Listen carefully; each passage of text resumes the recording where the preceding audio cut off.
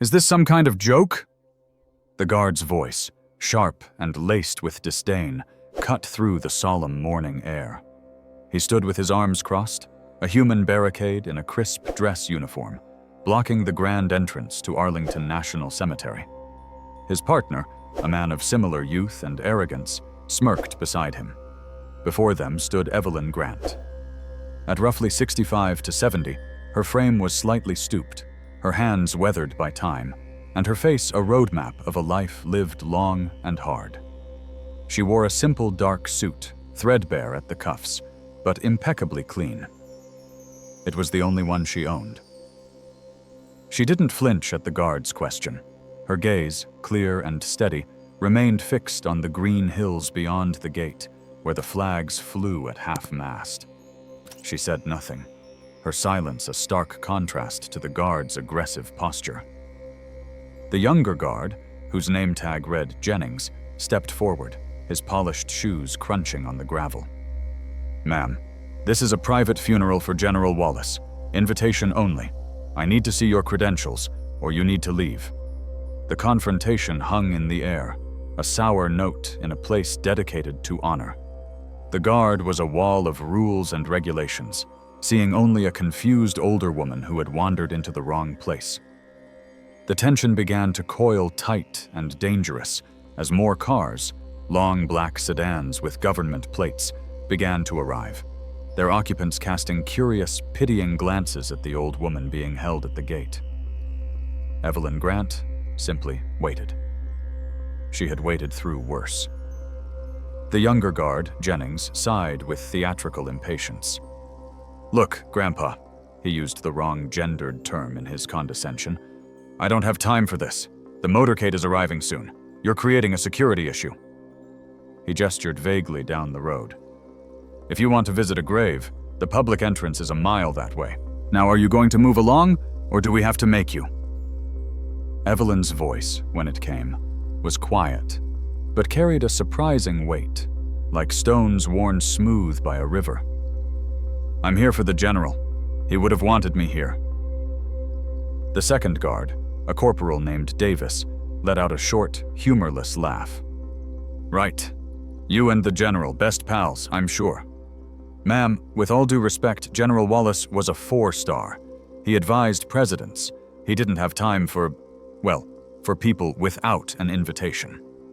The insult was clear, wrapped in a thin veneer of formal address. A small crowd of mourners had started to gather at a respectful distance, their curiosity piqued by the standoff. Evelyn could feel their eyes on her, a mixture of pity, annoyance, and embarrassment. It was a familiar feeling. She had spent a lifetime being underestimated, being invisible. It was for the most part a role she preferred. But not today. Not here. "My name is Evelyn Grant," she said, her voice even. "Just tell them Evelyn Grant is here." Jennings took a step closer, his personal space violation deliberate and intimidating. "Evelyn Grant, okay. And I'm the Secretary of Defense. Names don't mean anything without the right paperwork, old-timer." He pointed a gloved finger at Evelyn's chest. "You have no medals on your suit, no ribbons, no proof of service. As far as I'm concerned, you're a civilian trespassing on federal property during a restricted event." The accusation hung in the air. No proof of service.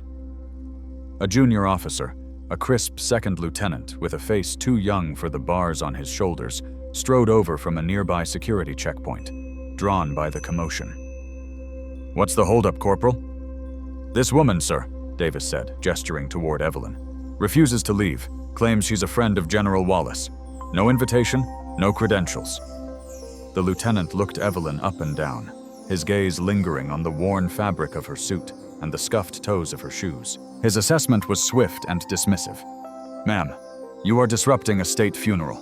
I am giving you one final order to vacate the premises immediately."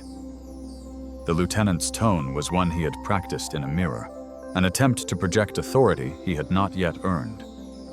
Evelyn's patience, a reservoir deep and vast, was finally beginning to run dry. "I'm not leaving," she said. The word simple, absolute. The lieutenant's face hardened. Then you are under arrest for trespassing and interfering with a military ceremony." He nodded to the guards. "Escort her out. If she resists, cuff her." As Jennings and Davis moved to put their hands on Evelyn's arms, the lieutenant noticed something on the old woman's lapel. It was a small, dull piece of metal, no bigger than a dime, pinned crookedly to the fabric. It was misshapen, tarnished, and looked utterly worthless. The lieutenant sneered, reaching out and flicking it with his finger. "What's this supposed to be? Your special prize from the Cracker Jack box?" The moment the lieutenant's finger touched the metal, the world dissolved. The manicured lawns of Arlington vanished, replaced by the sucking mud and torrential rain of a jungle half a world away. The air, once filled with the scent of cut grass, was now thick with the metallic tang of blood and cordite. The muffled sobs of the mourners became the desperate screams of wounded men. A young woman, her face smeared with grime and fear, lay pinned under a fallen banyan tree, her leg twisted at an unnatural angle. That young woman was Evelyn Grant. She was trying to hand a piece of jagged metal, still warm, to a young Captain David Wallace. His hands, covered in her own blood, trembled.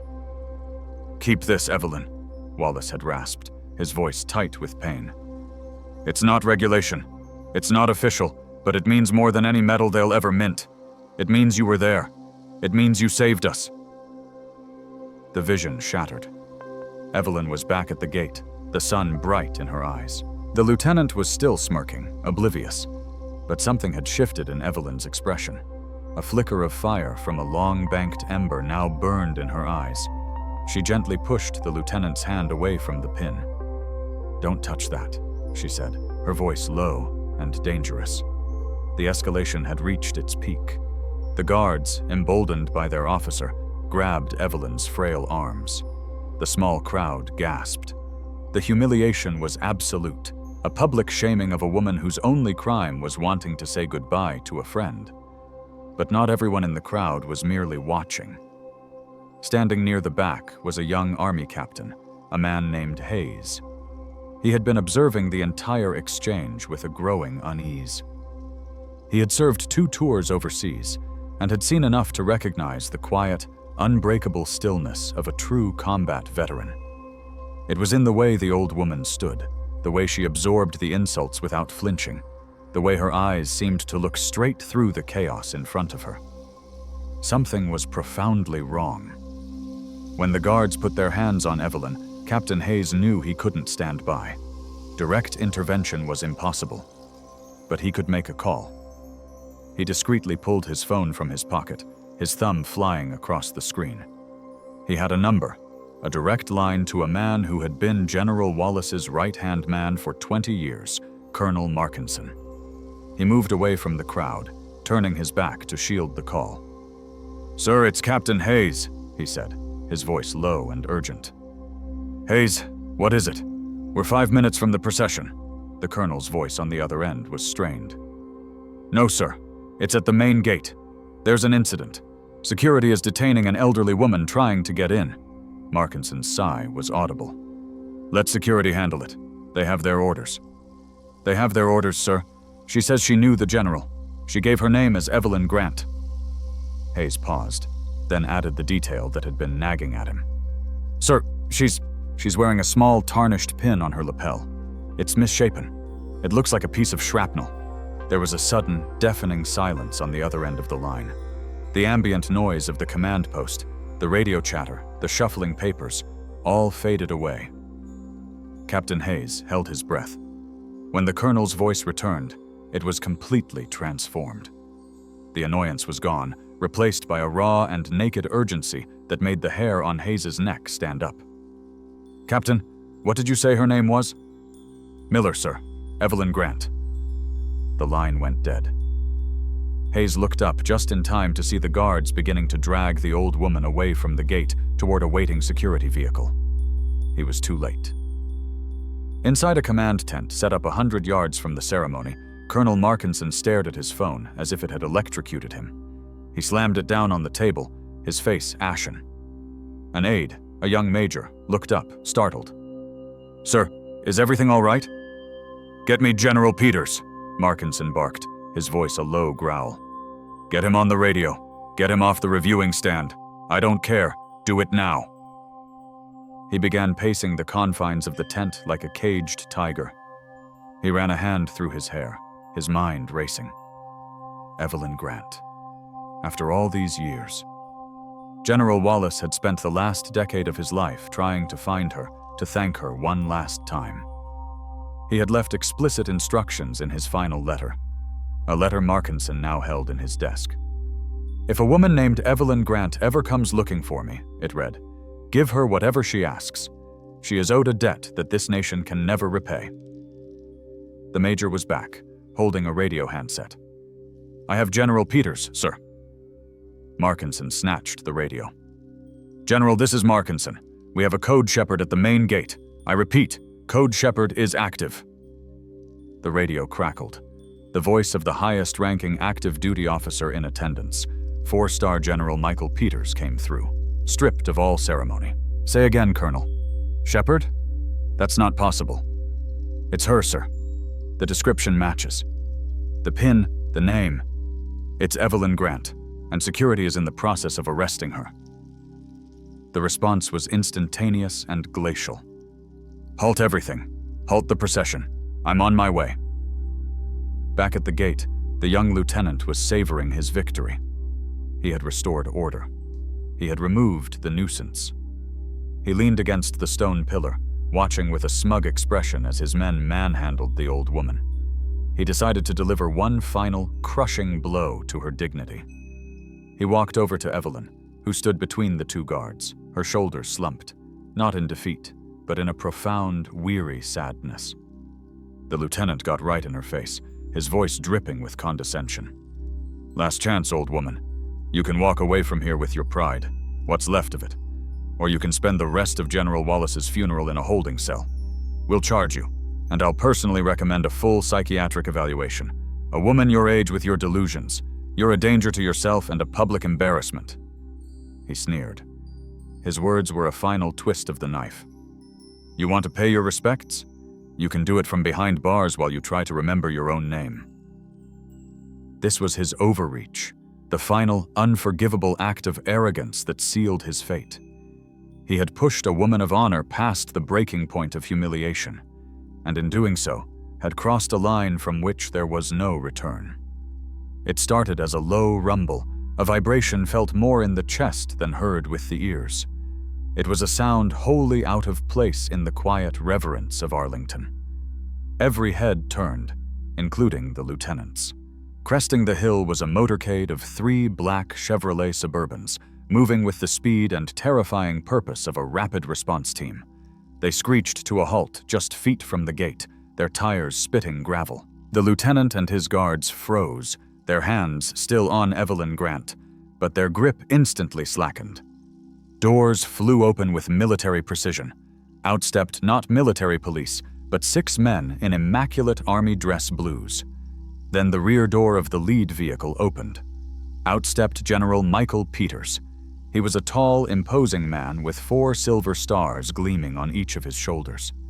The air itself seemed to grow still and heavy. The ambient noise of the cemetery, the wind in the trees, the hushed whispers of the crowd, all of it ceased. There was only the sight of this 4-star general, his presence sucking all the oxygen from the air. The lieutenant felt a cold dread wash over him. He and his men instinctively snapped to attention, their hands falling away from Evelyn as if she were suddenly radioactive. General Peters didn't spare the lieutenant or his guards a single glance. His eyes, the color of storm clouds, scanned the scene until they found what they were looking for. They landed on the stooped figure of Evelyn Grant. The general's entire demeanor changed. The hard, commanding aura dissolved, replaced by something else entirely. A look of profound, almost reverent respect. He began to walk, his polished boots marking a slow, deliberate rhythm on the pavement. He walked past the terrified lieutenant, past the stunned guards, past everyone, his path leading to one woman and one woman only. He stopped precisely 3 feet in front of Evelyn Grant. In the dead silence, General Peters drew himself up to his full height, his back ramrod straight. He raised his right hand to his brow, not in a casual gesture, but in the sharpest, most impeccably executed salute the lieutenant had ever witnessed. It was a salute of ultimate respect, a gesture of deference from a 4-star general to a civilian in a threadbare suit. His voice, a command voice that had addressed armies and advised presidents, boomed across the grounds, clear and unwavering for all to hear. "Ms. Grant, it is an honor, sir." The lieutenant, utterly bewildered, finally found his voice, stammering. "General, sir, I apologize for the disturbance. This man he was causing a scene. He had no authorization to be here." General Peters' head snapped toward the lieutenant. He didn't lower his salute, but his eyes drilled into the young officer, a glare so intense it felt like a physical blow. "He has more authorization to be on this ground than you or I will ever have, Lieutenant." Then, turning his attention slightly to address the entire now silent crowd, the general kept his hand fixed in his salute and began to speak. His voice was a resonant baritone carrying the weight of history. "For those of you who do not know, let me tell you who you are looking at. You see an old woman, you see a civilian, but I see a giant. This is Evelyn Grant. To the history books, that name means nothing. But to the men of the 5th Special Forces Group, to the first operators of Delta, and to the man we lay to rest today, General David Wallace, she was a legend known by another name, the Shepherd." A collective gasp went through the crowd. The name was whispered, a piece of battlefield folklore. "This woman," the general continued, his voice rising with passion, "went into places that don't exist on any map to rescue men the government had written off as lost. She never wore a rank. She never accepted a commission. And she refused every single medal offered to her. She said the only reward she needed was seeing her boys come home." The general took a step closer to Evelyn, his eyes shining with unshed tears. "In the spring of 1968, a helicopter carrying a dozen Green Berets was shot down deep in enemy territory. One of the survivors was a young captain named David Wallace. For 3 days, they were surrounded, with no hope of extraction. But on the 3rd night, a single person came for them. Through the jungle, through enemy patrols, came the Shepherd. She carried half of those men out on her own back. Evelyn Grant, right here. She is the reason David Wallace lived to become the great man we honor today." The general finally lowered his salute, but his eyes never left Evelyn's. He gently pointed to the tarnished pin on her lapel. "You see this piece of metal? This trinket you mistook for garbage? This is a piece of shrapnel from a mortar shell that landed 3 feet from Captain Wallace. Evelyn Grant threw herself on top of Wallace, taking the blast that would have killed him. David Wallace forged that piece of shrapnel into a pin himself, and he called it the Medal of Shepherds. It is the only one ever made. The vindication was total and absolute. The crowd was no longer staring with pity, but with awe. The soldiers in attendance, from privates to colonels, began to slowly, one by one, raise their own hands in salute to the unassuming old woman. The lieutenant's face had drained of all color. He looked as though he might be physically ill. He and his guards had not just made a mistake. They had committed a sacrilege. General Peters finally turned his full, undivided attention to the lieutenant and the 2 guards. His voice dropped to a quiet, lethal register that was somehow more terrifying than his parade ground boom. "You asked him for his invitation," the general said, his words precise and cutting. "Every single headstone on that hill is his invitation. Every flag flying at half-mast is his personal welcome." He took a step toward them. "You demanded to see his medals. Lieutenant, the scars on this woman's body are a testament to a brand of courage your rulebook could never quantify. She wears her valor in her heart, not on her chest. Your job is security, but your most essential tool isn't your sidearm or your radio. It is judgment. It is discernment. And in that, you have failed on a scale that is staggering. You stood in the presence of living history and saw nothing but a nuisance. You mistook a titan for a trespasser. The general's gaze was relentless. You will report to my aide. You will give him your names and your units, and you will be in my office at the Pentagon at 0600 tomorrow morning for a conversation about the true meaning of respect. Is that understood? Yes, General, the three men mumbled in unison, their faces masks of shame. Just as the general was about to turn away, Evelyn Grant, who had been silent through the entire ordeal, reached out and placed a gentle, weathered hand on the general's uniformed arm. "Michael," she said softly, using the general's first name. They were just kids doing their job the only way they knew how. Let it be. The general looked down at Evelyn, his expression softening. He nodded slowly. Then Evelyn turned and looked directly at the young lieutenant. There was no anger in her eyes, only a deep, profound wisdom. "Son," Evelyn said, her voice kind. "That uniform you wear, it doesn't automatically grant you respect. It's a symbol, a promise. Respect is something you earn every single day by how you treat people. And you need to understand that sometimes the most important people, the ones who have sacrificed the most, wear no uniform at all. Just remember that." As Evelyn spoke those words, the memory of the pin's creation bloomed fully into view. It wasn't a chaotic flash this time, but a clear, poignant scene. A makeshift field hospital smelling of antiseptic and death. A young Evelyn Grant lay on a cot, her back a bloody tapestry of shrapnel wounds. Beside her sat Captain David Wallace, his own leg in a splint. In Wallace's hand was a jagged, ugly piece of metal pulled from Evelyn's own flesh just hours before. He pressed it into Evelyn's palm.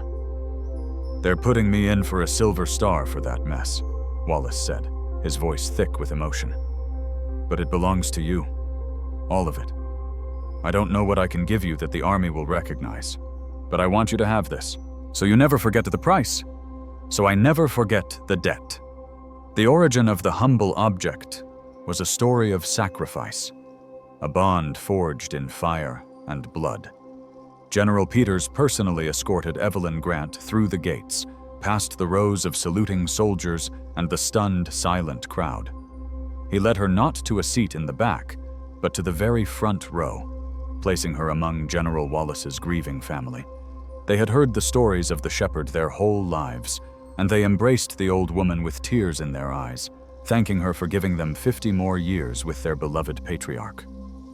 Evelyn sat through the service, a quiet, stoic figure, paying her final respects to her friend, her duty finally done.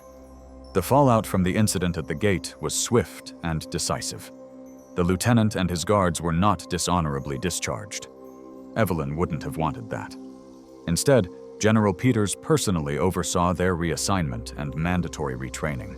He created a new program for all security personnel at sensitive military installations. It was a course in situational awareness, history, and empathy, designed to teach soldiers to look beyond the surface, to see the person, not just the uniform, or lack thereof. The course became known throughout the armed forces as the Miller Protocol. The story of the old woman at the gate became a cautionary tale, a lesson in humility taught to every new recruit. Months passed. The seasons changed. The young lieutenant, now humbled and wiser, was manning a quiet checkpoint at a different base, far from the prestige of Arlington. His once bright career prospects were now permanently dimmed. It was a rainy Tuesday afternoon, and he was taking his lunch break at a small, greasy spoon diner just off post. As he sat stirring his coffee, the bell above the door jingled. An old woman in a simple jacket walked in, shaking the rain from her shoulders, and took a seat at the counter. It was Evelyn Grant. The officer's heart hammered in his chest. He watched as Evelyn ordered a coffee and sat staring out the window, lost in thought. For a long moment, the officer sat frozen, a war of shame and gratitude raging within him. Finally, he stood up. He walked over to the counter, took a $10 bill from his wallet, and placed it down next to Evelyn's coffee cup. Evelyn looked up, her calm eyes showing a flicker of recognition. The officer couldn't bring himself to say much. His voice was thick with an emotion he couldn't name. "For the coffee, sir," he paused, then met the old woman's gaze. "And for the lesson, thank you." Evelyn Grant looked at the young man, truly looked at him, and saw the change. He saw the humility that had replaced the arrogance. She offered a small, knowing smile and a slight nod. "Stay safe, son," she said, her voice a quiet benediction. The officer nodded back, turned and walked out of the diner, leaving the hero to her coffee, a silent and respectful understanding having passed between them.